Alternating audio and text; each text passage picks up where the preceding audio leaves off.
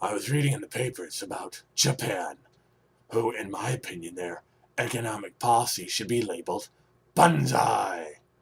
Yes, it's a little crazy. Oh, what the hell is wrong with this webcam? It's having trouble focusing. Is it drunk? Oh gosh, where was I? Japan.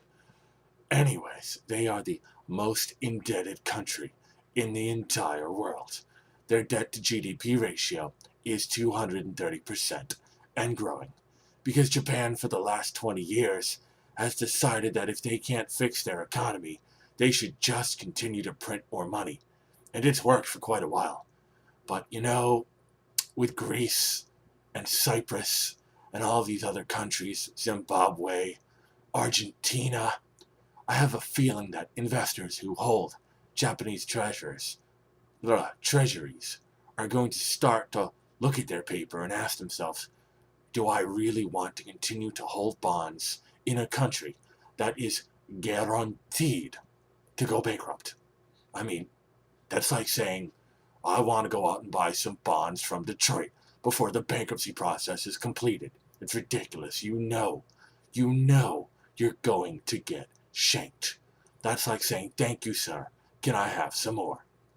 Now, why is Japan doomed? Other than, of course, their insane debt. And the total amount of debt in US dollars is about $10.5 trillion. But for a country as small as Japan, that is a burden that they can never repay. And then, of course, there is the fact that most of their population is getting older. I can't recall off the top of my head the statistics on the aging of Japan, but it is a well-known phenomenon that they now have very, very, a lot of people are quite old, which means that they're not going to be working soon. They're going to drop out of the workforce, and they're going to need medical attention. They're going to need pensions and food. And the reality is that in the past, 40, 50 years ago, there were, let's say, the pyramid. Think about the pyramid. At the bottom, you have 20 young people, and at the top, you have one old person who's being supported by those 20 young people. Well, now, I mean, gosh, it's like, what is it, like one old person on top of the triangle and two people below them supporting them? It's not going to be pretty in that country. And Japanese people tend to live far longer than most people on the planet. They have a very high life expectancy. And then you add to the fact that Japan, before the Fukushima nuclear crisis, derived 30% of their nation's entire electrical supply from nuclear energy.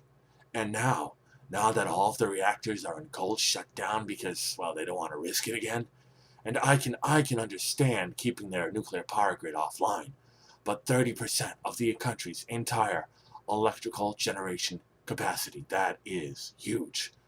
They're importing tons and tons of fossil fuels and coal and other resources to make up for this lack, and they're cutting back. But there is no doubt that this lack of electricity has affected not only their economy, but their electricity prices, which I hear are now quite high. In my opinion, these nuclear reactors cannot stay shut down forever.